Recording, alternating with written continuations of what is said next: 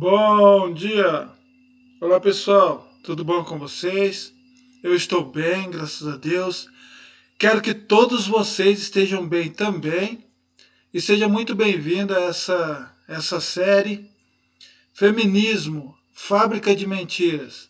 Bom, se você chegou aqui agora, eu sou Leandro Alcides e você pode estar se perguntando: mas Leandro, por que é que você está fazendo uma série que desmascara as mentiras feministas? A resposta é muito simples. Quando eu ainda era um adolescente, eu estudei uma escola chamada Igima, em Ferraz de Vasconcelos. Eu estava na sexta série, era praticamente uma criança ainda. Eu fui criado na roça mesmo, ali na área rural. Ferraz de Vasconcelos era considerada a área rural de São Paulo. E quando passei para a sexta série, estávamos sem professor de história. Então o que aconteceu? Chegou a notícia, hoje a professora de história ela vai vir dar aula para vocês. Então fiquem dentro das salas de aula e aguardem pela chegada da professora. Então nós ficamos ali naquela expectativa, a professora vai chegar, será que ela é uma professora legal? Será que ela é aquelas professoras chatas? É aquela coisa de adolescente mesmo. De repente, a professora entra na sala de aula. Era uma professora jovem, não sei a idade dela, mas devia ter menos de 25 anos, pela aparência. Uma professora loira, muito bonita, por sinal. Ela entrou na sala de aula, ficou de frente para os alunos assim, encarou todo mundo. E a primeira frase que essa professora disse: sexo é bom, eu já fiz e gostei. Ficou todo mundo assim: hã? Hã? O quê? O que ela falou? Foi isso mesmo? Foi isso que eu ouvi? Ficou todo mundo sem saber direito o que estava acontecendo, sem entender nada, né? É isso mesmo, a professora que veio da aula de história, ela não disse bom dia, oi crianças, e aí turminha, oi galera, oi galerinha, eu sou professora de história. Não, não, não, não. Ela disse o seguinte, a primeira frase dela: sexo é bom, eu já fiz e gostei. Então ela entrou na sala e foi lá na sua mesa ali arrumar o seu material didático para dar aula. Então, enquanto ela arrumava ali as suas coisas na mesa, ela organizava ali o seu material de trabalho, os alunos olhavam para a cara do outro assim, sem entender bem o que estava acontecendo, né? E essa professora depois ela se revelou uma feminista ativista e socialista também. Essa professora ela gerou um grande problema dentro da sala de aula, porque ela trouxe a famosa guerra dos sexos. Então, os alunos que paqueravam as meninas que paqueravam os meninos, que ficava aquela coisa, né? Tudo isso acabou. O amor virou ódio, porque essa professora, ela trouxe à tona ali ao nosso presente daquela época, a ideia de que a mulher é melhor que o homem. E ela fazia questão de repetir isso em todas as suas aulas. A mulher é melhor que o homem, a mulher é sempre melhor que o homem. O homem não vale nada. É a mulher, a mulher, a mulher. Se não fosse a mulher, o homem não viria ao mundo. E ela trazia muitas ideias assim e começou a gerar problemas, porque as meninas começaram a pender para esse lado e ela trouxe uma contenda ali que antes não existia. Né? E depois ela pregou socialismo, ela doutrinou a sala de aula em um socialismo assim com muita força, não tinha ninguém para falar o contrário do que ela falava. Eu mesmo não sabia nada de política, eu era só uma criança. E essa professora ela dizia: o socialismo é a melhor política que existe no mundo. E aquilo entrou na minha cabeça de um jeito que quando eu cheguei em casa eu fui contar para minha mãe. Mãe, o socialismo é a melhor política do mundo, a melhor política que existe no mundo. Se o Brasil fosse socialista, o pai não precisaria colocar o cavalo na carroça e vender frutas na rua. Ele não precisaria vender verduras de porta em porta, porque no socialismo Se uma pessoa tem um carro, a outra também tem. Se uma pessoa tem uma casa, a outra também tem. Existe a igualdade, mãe. Então, ela implantou isso na nossa cabeça. Eu acreditei nisso durante muitos anos. Demorou para eu entender que o socialismo é o contrário do que aquela professora disse. E ela dizia, né, e o que ela usava como base para o seu argumento era que se um tem um carro, outro tem também. Se um tem uma casa, o outro também tem. Existia essa igualdade. Sim, o socialismo ele gera uma igualdade, mas é uma igualdade na miséria. Todos vão decaindo, decaindo, todos vão para a miséria, né? Gera ali uma igualdade na miséria, enquanto que os poderosos promotores aí do socialismo, não estou falando dos peõezinhos, estou falando da elite que está lá no topo mesmo, da classe governante, da classe dominante. Eles sim, eles tem do bom e do melhor. Basta olharmos para a Venezuela, onde o socialismo deu certo, e nós vamos ver as pessoas na miséria, né? Uma miséria assim, igualitária, enquanto que os poderosos ali, eles comem a picanha assada com um garçom particular e música ao vivo. Graças a Deus eu entendi isso e me livrei dessa ideia de socialismo, melhor política do mundo. Mas essa professora ela doutrinou a gente no feminismo, né, com essas ideias, com esses problemas. E se essa professora, se aconteceu comigo, eu sei que nesse momento as minhas 3 filhas que estudam em escola pública, elas podem estar sendo doutrinadas nesse momento. Elas podem estar tendo aula com professoras como essa. Né? E as professoras elas sempre favoreciam as meninas e prejudicavam os meninos. Eu mesmo tive trabalhos assim de escola, de história, recusados só pelo fato de ser menino. As meninas sempre estavam por cima, porque ela promovia essa desigualdade e empoderava as meninas, e os meninos eram sempre rebaixados, sempre eram chamados a atenção, sempre passavam vergonha, passavam constrangimentos diante da sala. E por esse motivo eu resolvi fazer essa série. Essa aqui é o 2º episódio. Né? E aqui eu vou falar de uma mulher que foi um sucesso na época dela. Vamos lá. Vamos começar. Essa é a série Feminismo, Fábrica de Mentiras. Antes do feminismo, mulher não podia governar, liderar ou se destacar. Será mesmo? As feministas elas dizem isso, que antes do feminismo existir, mulheres não tinham direito a nada, né? Imagina governar, liderar, se destacar na sociedade, nem pensar. Mas será que isso é verdade? Feminismo, puro veneno. Quem disse isso, quem criou essa frase, o feminismo é puro veneno, foi essa mulher aqui, né? A Margaret Thatcher. Ela foi a primeira ministra mulher da Inglaterra. O feminismo sofre de demência. Algumas feministas listam nomes de mulheres extraordinárias, mas esquecem de dizer que a maioria delas não tiveram nada a ver com o movimento feminista. Margaret Thatcher, dona do axioma "o feminismo é puro veneno", conhecida também como Dama de Ferro, ela foi a primeira mulher a ser eleita primeira-ministra da Inglaterra e a manter o cargo por maior período de tempo. Margaret Thatcher não deve absolutamente nada ao movimento feminista. Se essa mulher, que foi um grande sucesso, a primeira-ministra eleita da Inglaterra, a primeira mulher eleita primeira-ministra da Inglaterra, e a manter o cargo por maior período de tempo, se ela tivesse tido a chancela feminista, ela estaria promovendo o feminismo e não dizendo que o feminismo é puro veneno. Nessa série de apresentações, trarei os principais nomes de mulheres poderosas que fizeram grandes coisas muito antes do feminismo cogitar a existir. Nesse episódio, ele apresento Hatshepsut.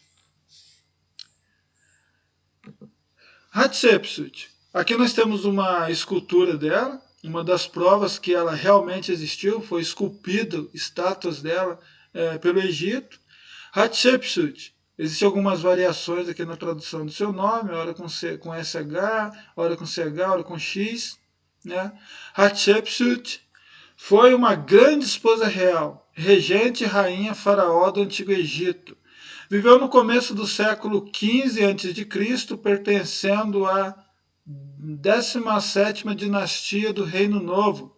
O seu reinado durou cerca de 22 anos. Inteligente e com excelente nível de tratamento interpessoal, soube fazer a política de boa vizinhança, evitando guerras e tornando seu reino repleto de prosperidade.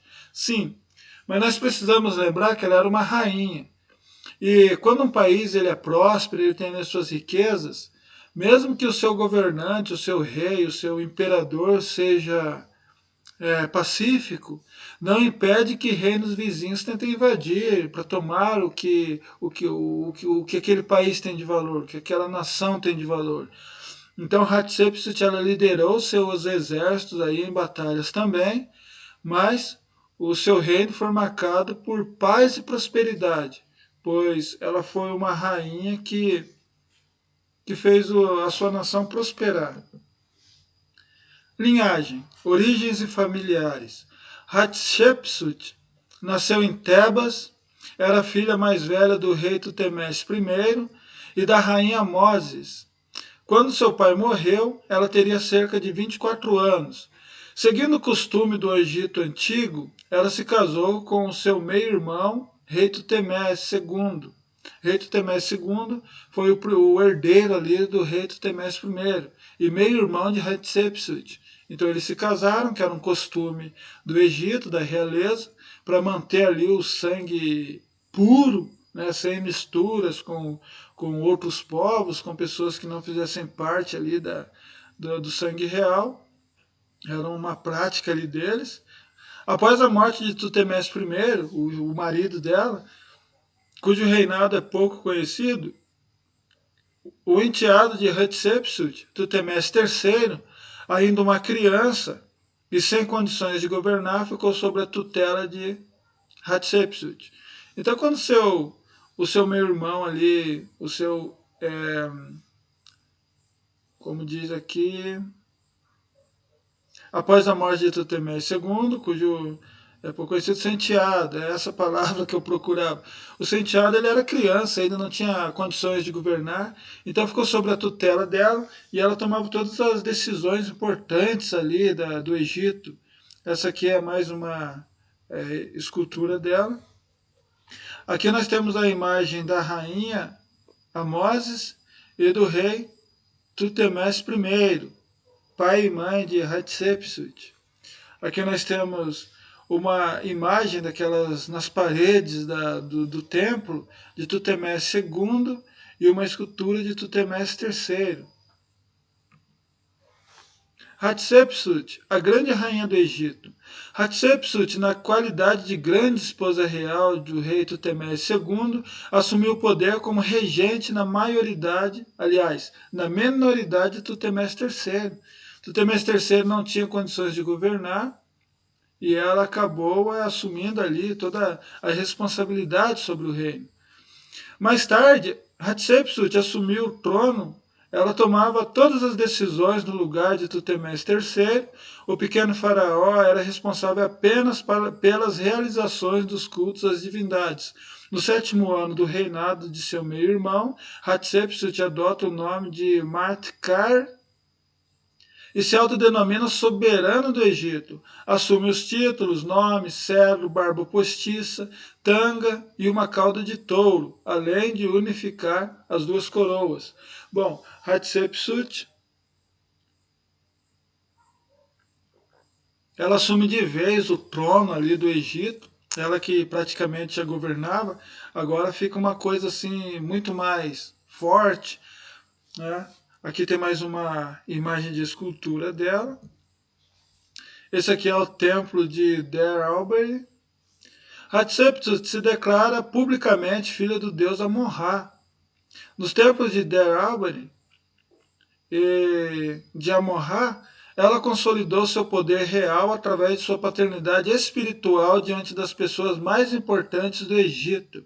foi Amon-Ra, pois Amon-Ra lhe teria confiado o Egito pelo consentimento dos deuses, assim como seu pai carnal lhe teria escolhido herdeiro do trono. Hatshepsut passa a governar o Egito, deixando de ser regente e tornando-se em faraó. Contudo, ela não descartou Tutemés III, ao contrário do que se pensa. Hatshepsut não excluiu o rei da história. E em quase todos os registros e monumentos eles aparecem juntos. Isso aqui foi uma coisa que foi uma peculiaridade, porque quando um rei do Egito ele assumia, a maioria deles fazia questão de destruir todos os registros do seu antecessor. Ela, por sua vez, não. Existem muitas esculturas e imagens que mostram os dois juntos ali. Calendário egípcio. No Egito antigo, o calendário era reiniciado e começava uma nova contagem toda vez que o rei assumia o poder. Bom, esse aqui é uma imagem do calendário egípcio, né? E era um costume também, toda vez que um novo rei assumia o poder, esse calendário aqui, ele era zerado, ele reiniciava. Porém, Tutemés III continua registrado no calendário, ou seja, ele não foi apagado do calendário. Isso foi uma coisa que a Hatshepsut ela teve uma consideração pelo garoto, né?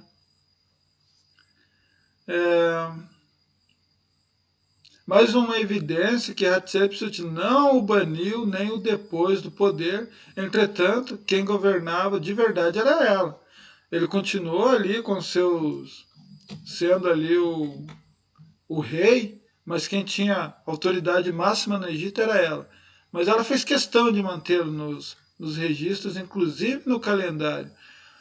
Historiadores acreditam que ela estivesse preparando o futuro rei para assumir o trono sozinho no futuro.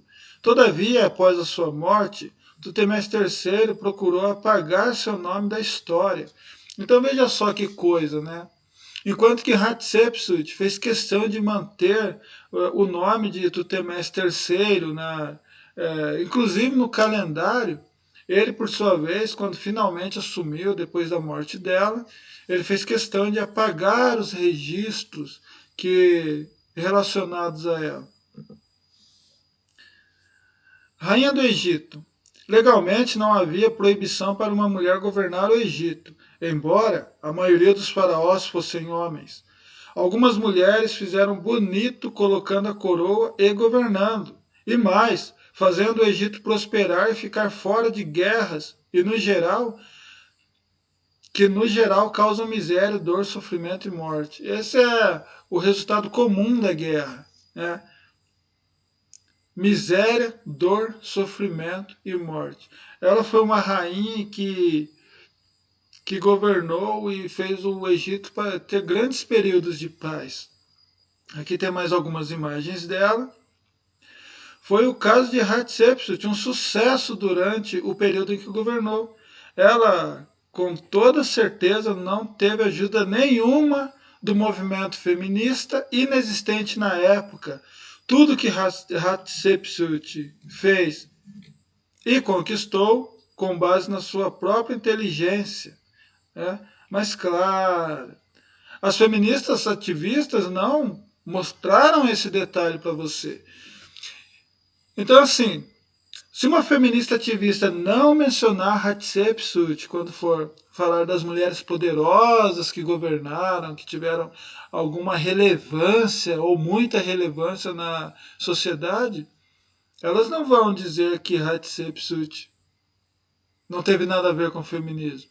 Elas, mesmo que elas não citem o nome de Hatshepsut, elas colocam tudo no mesmo bojo quando elas dizem todas as mulheres que exerceram posições de autoridade, de liderança, de governo, tiveram a chancela feminista. Então, sim, eu posso falar com toda segurança que o feminismo ele sofre de demência, porque ele esquece de dizer que mulheres como esta não fizeram parte, não tiveram ajuda nenhuma do movimento feminista, porque o movimento feminista nem sequer existia nessa época. Inúmeras evidências. Graças às inscrições e imagens gravadas nas paredes dos templos de Der Abbey, arqueólogos encontraram pela primeira vez evidências da tentativa de apagar Hatshepsut da história e, com isso, é claro, provas da sua existência. Um dos indícios dessa tentativa é o fato de que seu nome não consta em nenhuma das listas de reis depois de Tutmés II. Depois de Tutmés II veio Tutmés III. É, teria que ter o nome dela aqui, mas o nome dela foi apagado. Porém, juntando diferentes vestígios, muitos em forma de monumentos, ainda que danificados, egiptólogos conseguiram recriar partes do reinado dela. Existem vestígios de Hatshepsut não apenas em Der el-Bahari, mas em muitas outras construções erguidas durante seu reinado, durante o qual foram levantados e reformados templos, santuários do Sinaia Núbia, como a Capela Vermelha, 2 pares de obeliscos no complexo do templo de Karnak e o templo de Pajet, escavado na pedra em Bani Hassan. Ela também deixou centenas de estátuas de si mesma, bem como seus pensamentos e relatos de sua história, real ou fantasia, tudo escrito em pedras. Então existem inúmeras evidências que provam a existência dessa rainha, dessa primeira faraó, que tinha o nome de Hatshepsut.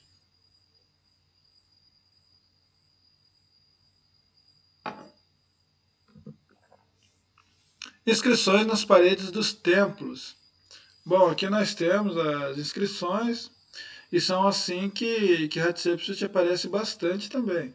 Essas imagens aqui, de repente, eu não posso afirmar com toda certeza que são dela, mas eu já mostrei aqui algumas estátuas, algumas obras de esculturas que é certeza que pertence a ela. Hatshepsut. Chegamos à parte final. Nos desenhos e estátuas, ela passou a aparecer com as roupas e acessórios típicos de um faraó, desde a coroa até a barba postiça, considerada um atributo divino dos deuses, inclusive a representação do seu corpo tornou-se cada vez mais masculino, aproximando-a do estereótipo de um rei. Todavia, sua real intenção era projetar-se como líder, não como homem. A prova disso é que nas imagens quase sempre contém símbolos representando seu verdadeiro sexo, o que inicialmente confundiu os egiptólogos. Bom, então ela usava uma barba postiça, usava tanga, ela usava as roupas de um rei, né? Mas ela nunca teve a intenção de fazer mudança de sexo. Era só para mostrar que ela era a rainha. Né? Aquelas vestimentas ali tinham todo um significado. Acreditavam-se que eram dádivas divinas, inclusive. Hatshepsut foi uma comandante militar liderando as tropas em pelo menos 2 ocasiões. Os textos a descrevem como uma conquistadora, aquela que sairá vitoriosa, ardendo contra seus inimigos. Entretanto, esse não foi o seu papel mais proeminente. Mesmo que tenha liderado o exército em batalhas, logo após chegar ao trono, seu reino foi pacífico e reafirmou o poder egípcio com outras armas, a diplomacia e o desenvolvimento do seu comércio internacional com lugares conhecidos e outros fabulosos, outros não tão conhecidos assim. Entre eles, a misteriosa terra de Punt, um lugar que desapareceu sem deixar vestígios, além do que está escrito nas inscrições e desenhos. Né? Então, essa terra de Punt é um lugar assim que desapareceu. Ninguém sabe onde é que é esse lugar de verdade. Existem suspeitas de onde possa ser a localização, mas ninguém conseguiu provar ainda. Até hoje não é sabido a sua localização exata. Existem possibilidades de que a terra de Punt porém não há provas quanto à sua existência. A sua existência não há como provar. A sua existência há sim como provar, aliás. O que não dá para provar é o local exato, porque não conseguiram ainda. Né? Uma das mais belas provas disso é o retrato de uma expedição patrocinada por Hatshepsut, na qual seus navios zarparam carregados de valiosos bens, como miçangas, pulseiras, armas de metal, e voltaram cheios de tesouros extraordinários. Né? Então existem ali pinturas que mostram essa expedição, que foi financiada por Hatshepsut. Os súditos do faraó que se aglomeraram na costa viram um desfile esplêndido de madeiras preciosas, fragrâncias, anéis de ouro, pedras semi-preciosas, marfins, peles de animais e penas de pássaros, bem como uma coleção de animais exóticos, incluindo macacos, panteras e girafas. Entre todas essas maravilhas, a mais preciosa era a mirra, que os navegantes traziam processada em resina, para ser usada em rituais nos templos, na mumificação e na fabricação de perfumes. A própria Hatshepsut usava óleo perfumado de mirra em sua pele. Como se não bastasse, a expedição trouxe 31 árvores de mirra, plantadas nos jardins do templo funerário de Der el-Bahari. Um dos mais belos monumentos era da Era das Dinastias.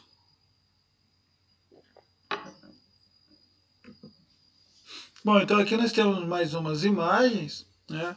Essa aqui, ela ficou meia feia aqui, meia gordinha, mais magrinha. Aqui eu tive que ajustar um pouco, mas tudo bem. É uma estátua que tem na frente de um dos templos.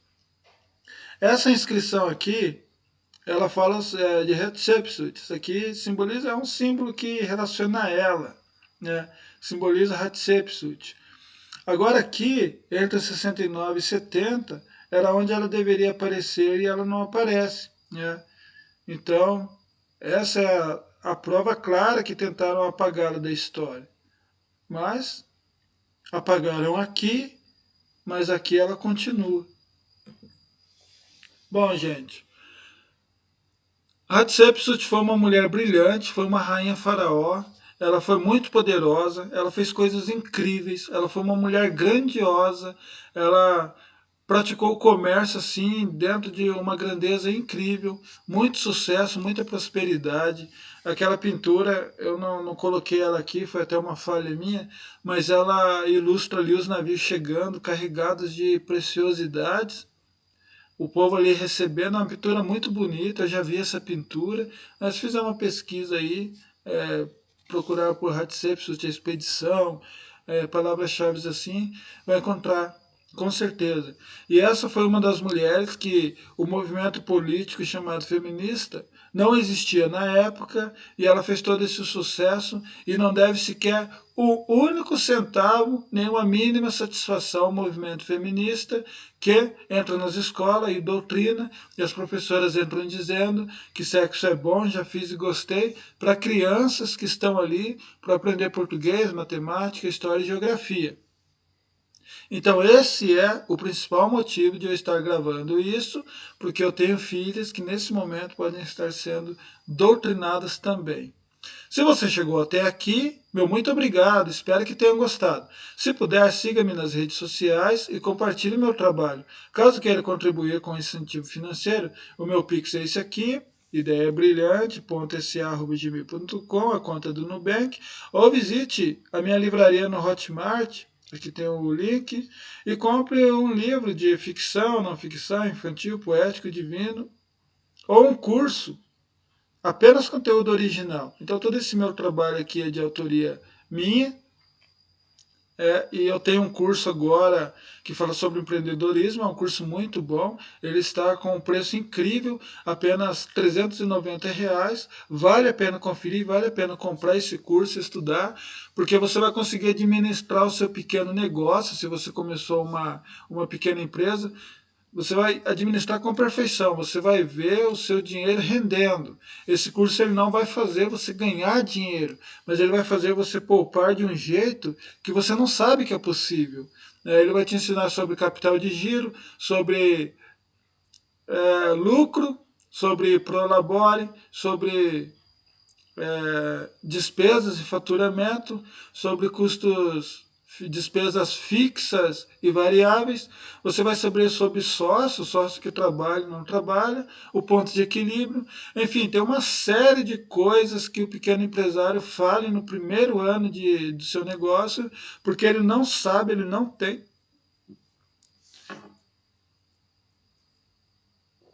o conhecimento técnico para administrar. Eu sou qualificado para isso, eu estudei pelo Sebrae, tive um ótimo aproveitamento e todo o meu conhecimento técnico eu estou passando aqui nesse curso. Né? Procure lá no Hotmart que vai valer a pena, viu? Ele está muito barato, esse preço não vai durar muito tempo. E foi um prazer e tchau!